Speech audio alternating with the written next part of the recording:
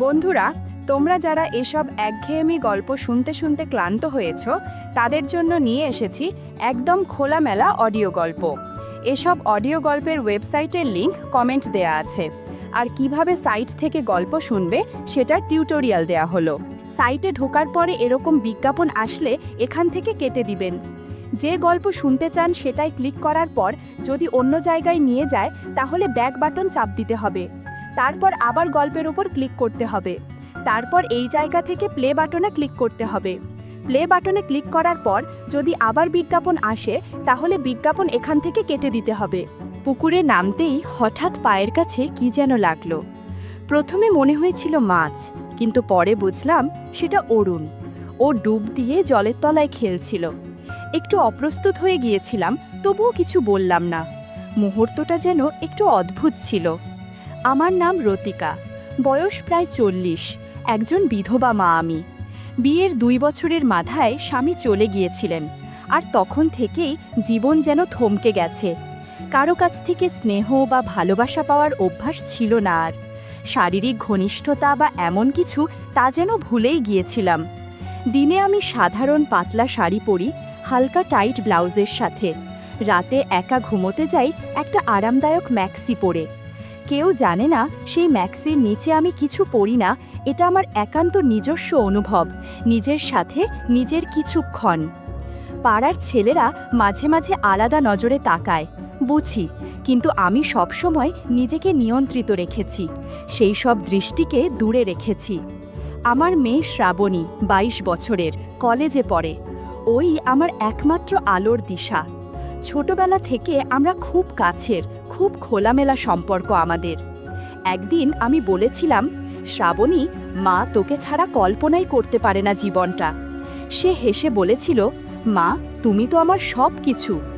এই ছোট্ট বাড়িটায় আমরা মায়ের মেয়ের মতো না হয়ে কখনো কখনো একে অপরের বন্ধু হয়ে উঠি। এইভাবেই কেটে যাচ্ছিল দিন। হঠাৎ একদিন অরুণের বাড়ি থেকে ফোন এলো। অরুণ আমার ভাগনা। বলল, মামি, এবার একটা ফ্যামিলি গেট টুগেদার হচ্ছে, তোমাকে আসতেই হবে। অনেকদিন বেড়াতে যাইনি ভেবেই রাজি হয়ে গেলাম। কয়েকদিন পর পৌঁছালাম ওদের বাড়ি। আমার পরনে ছিল শাড়ি আর একটা সাধারণ ব্লাউজ। যাত্রার পর সাজগোজ একটু এলোমেলো ছিল, কিন্তু মনটা শান্ত। সেখানে অরুণকে অনেক দিন পর দেখলাম। ওর চোখে একরকম উচ্ছ্বাস, যেন কিছু বলবে কিন্তু থেমে যাচ্ছে। সন্ধ্যায় যখন সবাই খেয়ে ঘুমাতে গেল, আমি আমার ঘরে এসে একটু ফ্রেশ হলাম। গরম থেকে স্বস্তি পেতে শুধু ম্যাক্সি পরেছিলাম। হঠাৎ দেখি দরজার পাশ দিয়ে অরুণ উকি দিল। ওর চোখে কৌতূহল আর একটা দুষ্টু হাসি। বুঝতে পারছিলাম সময়ের সাথে আমাদের মধ্যে নতুন এক অনুভব গড়ে উঠছে, যা এখনই বলা যায় না, কিন্তু ধীরে ধীরে তার গভীরতা বাড়বে। পরদিন সকাল থেকে বাড়ি অতিথিতে ভরে উঠল। উঠোন ভরে উঠল হাসি, গল্প আর শুভেচ্ছায়। অরুণের বাবা মা অতিথিদের অভ্যর্থনা জানাচ্ছেন, কেউ রান্নায় ব্যস্ত, কেউ খাবার সার্ভ করছে। সবার মুখে প্রাণবন্ত আনন্দ, আর বাতাসে ভাসছে এক ঘরোয়া উৎসবের সুর। আমি স্নান সেরে ঘরে এসে একটু সাজগোজ করছিলাম। পরেছিলাম একটা লাল শাড়ি, হাতে ছিল হালকা কাজ করা ব্লাউজ, ঠোঁটে হালকা লাল লিপস্টিকের ছোঁয়া। আয়নার সামনে দাঁড়িয়ে নিজেকে দেখে একটু অচেনা লাগছিল, কিন্তু কোথা থেকে যেন একরকম আত্মবিশ্বাস এসে ভর করেছিল। দরজা খুলতেই দেখি অরুণ দাঁড়িয়ে আছে। ওর চোখে আমার দিকে তাকানোর ভঙ্গিটা ছিল যেন কিছু বলার চেষ্টা করছে, অথচ চুপচাপ। আমাদের চোখাচোখির সেই মুহূর্তে একটা নীরব স্রোত বইছিল, অস্পষ্ট অনুভব, কিছু না বলা কথা। তুমি আজ খুব ভালো লাগছে মামি, অরুণ হালকা হাসিতে বলল। আমি একটু মুচকি হেসে বললাম, তুমি কি এমন বলতে পারো? আজ যেন আমি নিজেরও কিছুটা অপরিচিত লাগছি। সে বলল, না না, তুমি বরং সবসময় আপন। আজ একটু আলাদা লাগছে মানে ভালো লাগছে। সেদিনের কথোপকথনটা খুব ছোট ছিল, কিন্তু মনে একটা অদ্ভুত নরম ছাপ রেখে গেল। বাড়ির নানা কোলাহলের মাঝেও আমাদের মধ্যে যেন এক শান্ত, গোপন যোগাযোগ তৈরি হচ্ছিল। একরকম বোঝাপড়া, যা উচ্চারণে নয়, অনুভবে স্পষ্ট। রাতের নিস্তব্ধতায় আমি বুঝতে পারছিলাম অরুণ যেন নিজের অনুভব নিয়ে দ্বন্দ্বে আছে। তার চোখে একটা প্রশ্ন, একটা চাপা টানা পড়েন যা আমার দিকেও ছুঁয়ে যাচ্ছিল। একসময় সে এসে বলল, মামি, আমার মনটা কিছুটা এলোমেলো লাগছে, আমি ঠিক বুঝে উঠতে পারছি না। আমি একটু গভীরভাবে তাকিয়ে বললাম, অরুণ, আমরা মানুষ, অনুভব থেকেই তো সব তৈরি হয়। এমন কিছু টান থাকে যা হয়তো বোঝানো যায় না, আবার অস্বীকারও করা যায় না। আমাদের কথাগুলো যেন এক ধরনের অদৃশ্য সেতু গড়ে তুলছিল, যার এক পাশে ছিল দ্বিধা আর অন্য পাশে মৃদু আকর্ষণ। সবটাই খুব সূক্ষ্ম কিন্তু অনুভবযোগ্য। কেউ কিছু বলেনি, কিন্তু ভেতরে একটা নীরব বোঝাপড়া তৈরি হচ্ছিল, যা আমাদের মাঝে কেমন একটা নরম সম্পর্কের রেশ রেখে যাচ্ছিল। পরদিন সকালটা এসেছিল হালকা আলো আর মৃদু বাতাস নিয়ে। বাড়িতে সকালের ব্যস্ততা চলছে। কেউ চায়ের কাপ দিচ্ছে, কেউ রান্নাঘরে, কেউ উঠোনে অতিথিদের অভ্যর্থনায় ব্যস্ত। আমি এক কাপ চায়ে চুমুক দিয়ে চোখ বন্ধ করলাম। চারপাশের কোলাহলের মাঝেও নিজের মনে একটা শান্তি খুঁজছিলাম, যেমনটা অনেক দিন পাইনি। শ্রাবণী কলেজের কাজে ব্যস্ত, অরুণও যেন কিছুটা চিন্তামগ্ন। বিকেলে হঠাৎ ও আমাকে নৌকায় ঘুরতে ডাকল। অনেক দিন পর নদীর শান্ত পরিবেশে বসেছিলাম। চারপাশে ঠান্ডা বাতাস, গাছের ছায়া, পাখির ডাকে এক অন্যরকম প্রশান্তি। নৌকার হালকা দোলায় আচমকা আমার আঁচল একটু সরে গেল। আমি খেয়াল করিনি, কিন্তু অরুণ দেখেছিল। ওর চোখে একটা মুহূর্তের অস্বস্তি, যেন ভেতরের কিছু ভাবনা চেপে রাখতে পারছে না। মামি, আপনি জানেন, নদীর মতোই আপনি অনেক গভীর, ও বলল একরকম ভাবলেশীন কণ্ঠে। আমি হেসে বললাম, গভীরতা বোঝা সহজ নয়, বুঝতে সাহস লাগে। নৌকার ঢেউয়ের মতো কথাগুলো ভেসে যাচ্ছিল, কিন্তু ওর চোখে কিছু প্রশ্ন, কিছু অনিশ্চয়তা লুকানো ছিল। রাতের ঘরে বাতাস চলছিল ধীরে, আলো নিঃশব্দে কাঁপছিল। আমরা দুজন চুপচাপ বসেছিলাম। ছোট ছোট কথায় যেন এক নিঃশব্দ আত্মিক সংযোগ তৈরি হচ্ছিল। আমি জানি সব কিছু ঠিকঠাক ব্যাখ্যা করা যাবে না, অরুণ বলল। আমি বললাম, কিছু অনুভব শব্দ ছাড়াও বোঝা যায়। সেই রাতের নীরবতায় এক নিঃশব্দ বোঝাপড়া গড়ে উঠল, যা শুধু আন্তরিকতা আর বিশ্বাসের ওপর ভর করে। সকালে শ্রাবণী ফিরে এলো গ্রামের বাড়িতে। ওর মধ্যে যেন এক নতুন পরিণত ভাব।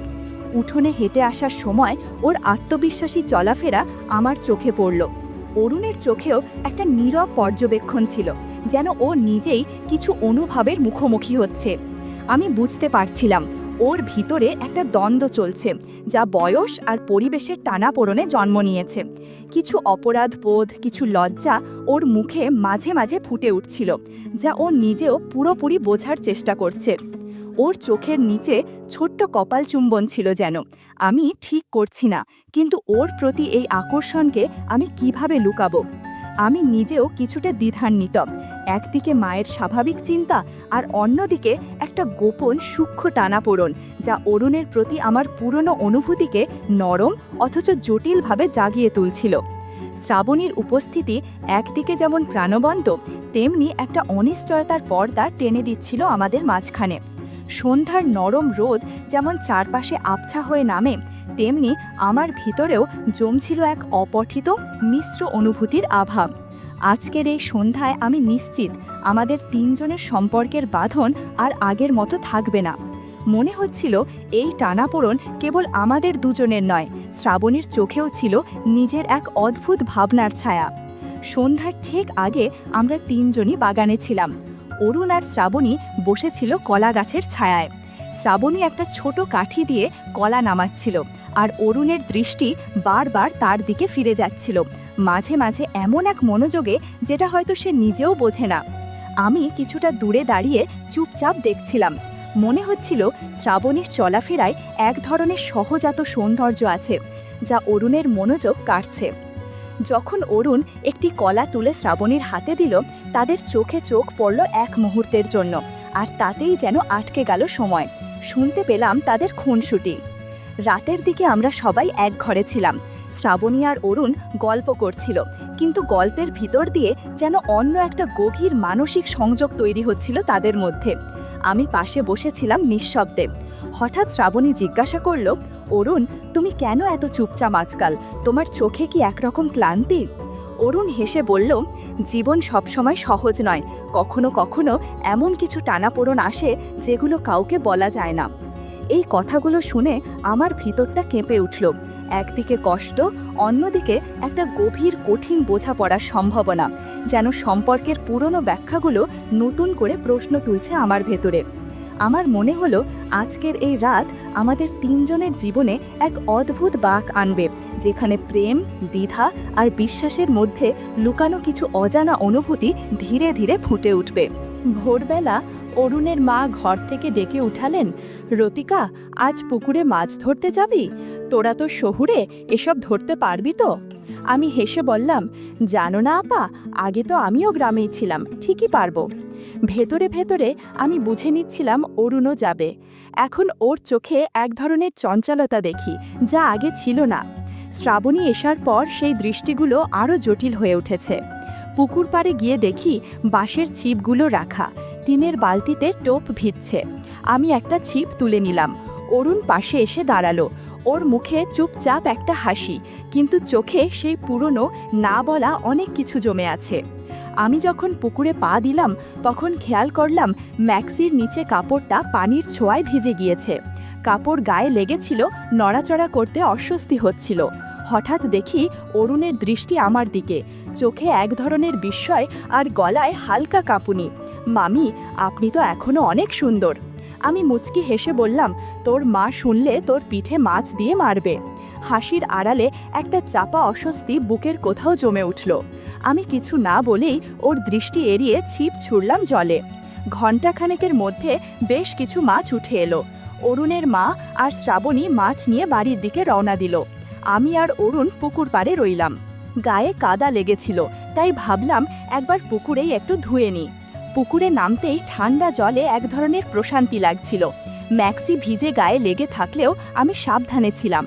এমন সময় পায়ের কাছে কিছু একটা ঠেকলো। প্রথমে মনে হলো মাছ হবে, কিন্তু কিছুক্ষণ পর টের পেলাম অরুণ জলে ডুব দিয়ে এসেছে পাশে।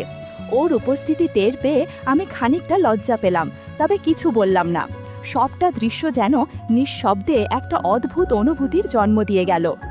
সেই দুপুরে বাড়ি ফিরে দেখি অরুণের মা কেমন একটা দৃষ্টিতে তাকালেন আমার দিকে। রান্নাঘর থেকে কারা যেন নিচু গলায় কথা বলছিল। দূর থেকেই টের পেলাম কোথাও যেন কিছু কানাঘুষো শুরু হয়েছে। আজকাল এসব শহরের মেয়েদের আচরণ ঠিক থাকে না। কারোর মন্তব্য আমার বুক ভারাক্রান্ত করল। নিজেকে সন্দেহ করলাম, আমি কি ঠিক আচরণ করছি? রাতে আয়নার সামনে দাঁড়িয়ে চুল এলোমেলো, চোখে অনিশ্চয়তা নিয়ে নিজেকে দেখছিলাম। সেই সময়ে শ্রাবণী এসে বলল, মা, আজ সকালে পুকুরে আপনি অরুণ ভাইয়ের সঙ্গে হাসছিলেন।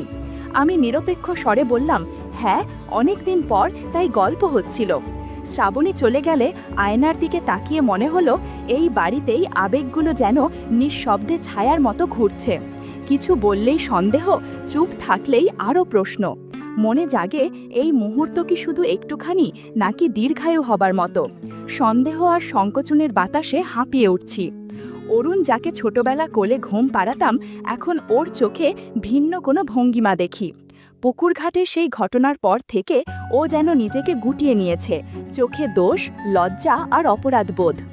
আমার নিজের ভেতরের অনুভবগুলো তো একসময় বন্ধ ছিল, ভয়, লজ্জা, চাপা চাহিদা।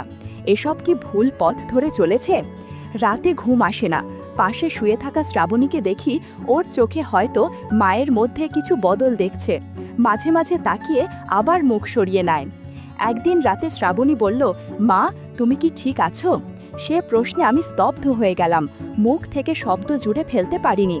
আমি শুধু মেয়েটার কাঁধে সান্ত্বনার ভঙ্গিতে হাত রাখলাম। তার চোখে এক ধরনের শূন্যতা ছিল, যে শূন্যতা একজন মা হোক বা যে কেউ অগ্রাহ্য করতে পারে না। সেদিনই মনে মনে সিদ্ধান্ত নিই, সব কিছু স্বাভাবিক করতে হবে। ভুল হতেই পারে, কিন্তু সেই ভুল স্বীকার করে সংশোধনের দায়ও আমার। পরদিন সকালে ঘর ভর্তি আত্মীয় স্বজনের ভিড় ছিল, কিন্তু আমি একটা ফাঁক খুঁজে অরুণকে ডেকে বললাম, একটু কথা বলবি? সে মাথা নিচু করে আমার পেছন পেছন এলো। আমরা বারান্দায় বসলাম। বাতাসে আমের হালকা গন্ধ, দূর থেকে ভেসে আসছে রান্নার গন্ধ। আমি শান্ত স্বরে বললাম, তুই নিজেকে দোষ দিচ্ছিস, আমি জানি, আমিও কষ্টে আছি, কিন্তু ভুল করে ফেললে সেটা চেপে রাখা মানে আরও ভুল বাড়ানো। চল আমরা নিজেরা বদলে যাই। যা হারিয়েছি সেটা আর ফিরবে না, কিন্তু সামনে যা আছে তা গড়ার সুযোগ এখনও আছে। অরুণ চোখ মুছল, বলল, মামি, আমি চাই আপনি আমাকে শুধু সম্মান দিন। আপনি সবসময় আমার জীবনে একজন বড় মানুষের মতো থাকবেন। আমি শ্রাবণীকে। ওখানেই থেমে গেল সে, কিন্তু তার থেমে যাওয়ার ভেতরেই যেন অনেক কথার ইঙ্গিত ছিল, হয়তো একটা নতুন সূচনার। সেদিন সন্ধ্যায় আমি শ্রাবণীকেও আলাদা করে ডেকে বসলাম। ওর চোখে চোখ রাখতেই বুঝলাম কোনো অভিযোগ নেই, বরং বোঝাপড়ার একটা আকাঙ্ক্ষা আছে। ও বলল, মা, তুমি হয়তো সব বলো না, কিন্তু আমি সব টের পাই। আমি চোখ নামিয়ে বললাম, আমার কিছু বলায় যদি তোর বিশ্বাসে চোট লাগে, আমি নিজেকে ক্ষমা করতে পারবো না। তুই আমার সব। শ্রাবণী আমার হাত ধরে বলল, তুমি আমার মা। মারা মানুষ ভুল করতেই পারে, কিন্তু তারা ছোট হয়ে যায় না। তুমি আজও আমার শক্তি। সেই মুহূর্তে যেন মন থেকে অনেক দিনের দুঃখ আর জটিলতা সরে গেল। সম্পর্ক শুধু রক্তের বাঁধন নয়, সমঝোতা, ক্ষমা আর ভালোবাসার আশ্রয়েই তা টিকে থাকে। রাতের শান্ত আলো ঘর জুড়ে ছড়িয়েছিল। আমরা তিনজন, আমি, অরুণ আর শ্রাবণী, একসঙ্গে বসে গল্প করছিলাম দুঃখ, ভুল, ভালোবাসা আর ক্ষমার। পথটা সহজ ছিল না, কিন্তু এখন মনে হচ্ছে আমরা একসঙ্গে একটা নতুন পথে এগোচ্ছি। শ্রাবণী আরামদায়ক ঘরোয়া পোশাকে ছিল, চোখে ক্লান্তি, মুখে শান্ত হাসি। ও আর অরুণের মধ্যে এখন বোঝাপড়া আছে, সন্দেহ নয়। আমি নিজেকে আবার নতুন করে গড়ছি, ভেতর থেকে শক্ত হচ্ছি। আমি বুঝতে পারছি ভালোবাসা মানে শুধু অনুভূতি নয়, বরং সম্মান, বিশ্বাস আর সাহসের গল্প। পরিবার আবার একসঙ্গে, পুরনো ভুল ভুলে নতুন করে বাঁচার প্রতিজ্ঞা করেছি আমরা সবাই। এখন থেকে আমাদের পথ চলা হবে বিশ্বাস আর শ্রদ্ধার ভিত্তিতে, যেখানে ভালোবাসা মানেই নিরাপদ আশ্রয়।